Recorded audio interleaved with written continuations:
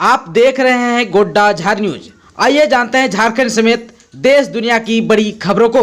झारखंड में 1 जुलाई तक जारी रहेंगे अनलॉक 3 के नियम। साप्ताहिक लॉकडाउन लागू रहेगा और इसके साथ अतिरिक्त कोई छूट नहीं दी गई है।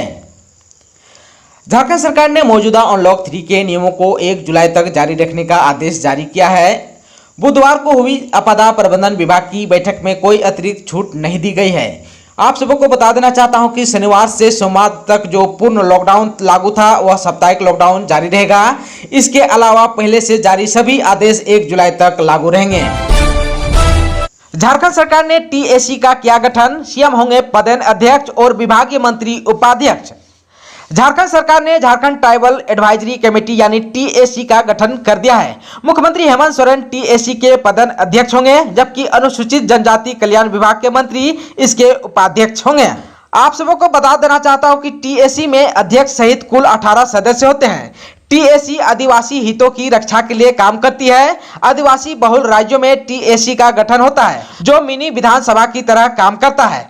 आदिवासी हितों से जुड़े मसले टीएसी से पास होना आवश्यक होता है। झारखंड में टीएसी का गठन पर अनुसूचित जनजाति कल्याण विभाग के मंत्री चंपई सोरेन ने कहा कि इसका उद्देश्य राज्य के आदिवासी और मूलवासी के हित के लिए किया गया है। झारखंड में हेमंत सोरेन के खिलाफ छात्रों का प्रदर्शन, छठी जेपीएससी रद्द करने की मांग। छात्रों का कहना है कि छठी जेपीएससी परीक्षा में गलत ढंग से चयनित 326 अधिकारियों को हाईकोर्ट ने 7 जून को अवैध घोषित करते हुए जेपीएससी के दोषी पदाधिकारियों पर कार्रवाई करने का आदेश भी दिया था। लेकिन हेमंत सरकार ने अभी तक उन अधिकारियों को पद मुक्त नहीं किया और न ही दोषी अधिकारियों पर कोई कार्रवाई की है। प्रदर्शन कर रहे एक छात्र शफी इमाम ने कहा कि जेपीएससी भ्रष्टाचार की जड़ है, यहीं से भ्रष्टाचार पूरे झारखंड में फैल रहा है। इसके लिए झारखंड के युवाओं और बुद्धिजीवियों को आगे आने की जरूरत है और जेपीएससी में हो रहे भ्रष्टाचार के खिलाफ आवाज उठाने की जरूरत है, तब जाकर झारखंड भ्रष्टाचार मुक्त बनेगा। झारखंड में एसटी और एससी कर्मियों को आर्थिक लाभ के साथ मिलेगा प्रमोशन, अनुशंसा लागू करने की तैयारी। झारखंड सरकार की विभिन्न सेवाओं और पदों पर प्रमोशन से वंचित अनुसूचित जनजाति और अनुसूचित जाति के पदाधिकारियों और कर्मियों को आर्थिक लाभ के साथ प्रोन्नति मिलेगी। एसटी एससी कर्मियों की प्रोन्नति संबंधी परिविधानों की अवहेलना की जांच को लेकर गठित विधानसभा की विशेष कमेटी ने इस बाबत सिफारिश की है। मुख्यमंत्री हेमंत सोरेन ने कहा है कि कमेटी की सिफारिशों पर राज्य सरकार जल्द अमल करेगी। झारखंड हाईकोर्ट ने कहा, रांची सदर अस्पताल के काम में कोताही बर्दाश्त नहीं। झारखंड हाईकोर्ट के chief justice doctor Ravi Ranjan व जस्टिस सुजीत नारायण प्रसाद की अदालत में रांची सदर अस्पताल में 500 बेड चालू नहीं करने के मामले में दाखिल अवमानना याचिका पर सुनवाई हुई। सुनवाई के दौरान अदालत ने मौखिक रूप से कहा कि भविष्य में सदर अस्पताल के काम में किसी प्रकार की कोताही बर्दाश्त नहीं की जाएगी। अगर कोई भी कोर्ट के आदेश का अनुपालन नहीं करता है तो उसके खिलाफ अवमानना का मामला चलाया जाएगा। अदालत ने पूर्व में दिए गए आदेश के तहत सदर अस्पताल में 500 बेड की सुविधा शुरू करने को कहा है। सुनवाई के दौरान राज्य सरकार की ओर से बताया गया कि कंपनी से उन्हें ऑक्सीजन टैंक मिल गया है, उसे सदर अस्पताल में लगाने की प्रक्रिया शुरू की जा रही है। जल्द ही ऑक्सीजन टैंक को सदर अस्पताल में लगा दिया जाएगा। इसके बाद अदालत ने मामले की अगली सुनवाई के लिए 1 जुलाई की तिथि निर्धारित की है। मौसम विज्ञान के आधार पर बिहार, झारखंड, बंगाल और ओडिशा में भारी बारिश की चेतावनी। कई इलाकों में देर से पहुंचेगा मानसून। मानसून ने देश के अलग अलग राज्यों में अपना मिजाज बदल लिया है। कहीं बारिश की वजह से बाढ़ की स्थिति है तो कहीं अब भी लोगों को बारिश का इंतजार है। पूर्वी भारत के जिन इलाकों में बारिश हो रही है उनमें झारखंड, बिहार, बंगाल और उड़ीसा जैसे राज्य हैं, तो दक्षिण पश्चिम के इलाकों में बारिश कमजोर हो रही है। हालांकि इन इलाकों में छिटपुट बारिश की संभावना है। मौसम विभाग ने संभावना जाहिर की है कि 25 जून से आने वाले एक सप्ताह तक ज्यादातर इलाकों में मौसम शुष्क रहेगा और तापमान में 2 से 3 डिग्री सेल्सियस की बढ़ोतरी हो सकती है।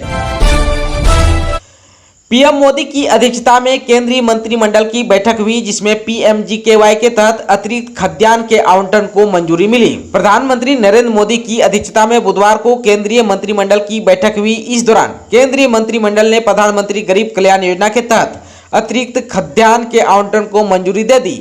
इसके तहत अगले 5 महीने यानी जुलाई से लेकर नवंबर 2021 तक 81.35 करोड़ लाभार्थियों को हर माह मुफ्त में प्रति व्यक्ति 5 किलो अनाज मिलेगा। इसके लिए खाद्य एवं सार्वजनिक वितरण विभाग लेगा आवंटन पर फैसला। केंद्र सरकार की ओर से यह भी जानकारी दी गई कि लोगों को गेहूं या चावल क्या आवंटित करना है, इसका फैसला खाद्य एवं सार्वजनिक वितरण विभाग द्वारा किया जाएगा। आप सबको बता देना चाहता हूं कि केंद्र ने यह भी जानकारी दी है कि खाद्यान्न के मामले में कुल खर्च लगभग 204 LMT हो सकता है। अगले 5 वर्षों में किसी भी गरीब परिवार को खाद्यान्न की अनुपलब्धता के कारण परेशानी का सामना नहीं करना पड़ेगा। बिहार में पहले खुलेंगे कॉलेज, फिर होगा स्कूल पर फैसला। स्कूल रीओपनिंग पर शिक्षा मंत्री विजय चौधरी ने कही बड़ी बात। बिहार के शिक्षा मंत्री विजय कुमार चौधरी ने कहा कि शिक्षण संस्थाओं को खोलने के अनुकूल परिस्थितियां आने पर सबसे पहले कॉलेज और समकक्ष उच्च शिक्षण संस्थाएं खोल दिए जाएंगे। उन्होंने कहा कि टीकाकरण और दूसरी परिस्थितियों को देखते हुए निर्णय लिए जाएंगे। शिक्षा मंत्री विजय चौधरी ने साफ किया कि 6 जुलाई के बाद उच्च शिक्षण संस्थाएं खोलने पर विचार किया जाएगा। हालांकि अभी इस संबंध में कोई निर्णय नहीं लिया गया है। शिक्षा मंत्री ने कहा कि स्कूलों को खोलने का अभी कोई विचार नहीं है। उच्च शिक्षण संस्थाओं के खुलने के बाद परिस्थितियों का आकलन करने के बाद ही सरकार स्कूल खोलेगी। फिलहाल कोरोना की संभावित लहर और वर्तमान स्थितियों पर शिक्षा विभाग की पूरी नजर है। हालांकि उन्होंने यह भी कहा कि विभाग बच्चों के स्वास्थ्य और शिक्षा दोनों से कोई समझौता नहीं करेगा। दिल्ली सरकार अब नहीं देगी मुफ्त राशन, 72 लाख लोगों को अगले माह से चुकाने होंगे पैसे। दिल्ली सरकार द्वारा राष्ट्रीय खाद्य सुरक्षा अधिनियम के तहत कोरोना काल में दिया जा रहा मुफ्त राशन इस माह तक ही मिलेगा। जुलाई से सभी लगभग 72 लाख लाभार्थियों को इसके लिए नगद भुगतान करना होगा। खाद्य आपूर्ति विभाग ने इस आशय का आदेश जारी कर दिया है। हालांकि प्रधानमंत्री गरीब कल्याण अन्न योजना के तहत सभी लाभार्थियों को अतिरिक्त मुफ्त राशन नवंबर तक मिलता रहेगा। इसके तहत 4 किलो गेहूं और 1 किलो चावल प्रति व्यक्ति दिया जा रहा है। डेल्टा प्लस से तीसरी लहर का खतरा। कोरोना के इस स्टेज से देश भर में 40 केस, इनमें महाराष्ट्र, मध्य प्रदेश और केरल के लोग। देश में कोरोना के घटते मामलों के बीच डराने वाली खबर आ रही है। देश में दूसरी लहर के लिए जिम्मेदार कोरोना वेरिएंट डेल्टा एक बार फिर रूप बदलकर हमला कर रहा है। इसे डेल्टा प्लस का नाम दिया गया है। विशेषज्ञों का मानना है कि डेल्टा प्लस वेरिएंट देश में कोरोना की तीसरी लहर का कारण बन सकता है। केंद्र सरकार के मुताबिक देश में इस स्ट्रेन के अब तक 40 मामले रिकॉर्ड किए गए हैं। इस वेरिएंट के सबसे ज्यादा केस महाराष्ट्र में सामने आए हैं। इसके अलावा मध्य प्रदेश और केरल में भी इस स्ट्रेन की पुष्टि हुई है। इन राज्यों को अलर्ट रहने की सलाह दी गई है। भाजपा सुप्रीमो मायावती ने जम्मू कश्मीर को लेकर प्रधानमंत्री नरेंद्र मोदी की पहल की तारीफ की है। मायावती ने गुरुवार को प्रधानमंत्री नरेंद्र मोदी के साथ जम्मू कश्मीर के नेताओं की होने वाली बैठक का स्वागत किया है। साथ ही उन्होंने उम्मीद जताई है कि इस बैठक में जम्मू कश्मीर को पूरे राज्य का दर्जा दिए जाने को लेकर कुछ ठोस पहल की जाएगी। भारतीय बाजार में आएगी जबरदस्त तेजी। इकोनॉमी की रफ्तार से ज्यादा बढ़ती है बाजार की चाल। अमेरिका, जापान और चीन है इसका उदाहरण। जब भी किसी देश की अर्थव्यवस्था में तेजी आती है तो उसका शेयर बाजार उसकी रफ्तार से ज्यादा तेज चलता है। दुनिया की सबसे बड़ी अर्थव्यवस्था वाले टॉप 3 देश अमेरिका, जापान और चीन के शेयर बाजार से यही संकेत मिलता है। ऐसे में भारत की अर्थव्यवस्था भी अगले कुछ सालों में तेजी से चलेगी और यहाँ का बाजार उससे भी तेज चलेगा। 50 दिन में कोरोना के रिकॉर्ड, 1 करोड़ मामले बढ़े। संक्रमण के मामले में दुनिया में दूसरे स्थान पर भारत। देश में कोरोना की दूसरी लहर भले ही कमजोर पड़ती दिख रही है, लेकिन संक्रमण के मामले में भारत दुनिया भर में अमेरिका के बाद दूसरे नंबर पर पहुंच गया है। भारत में मंगलवार को कुल संक्रमण का आंकड़ा 3 करोड़ को पार कर गया।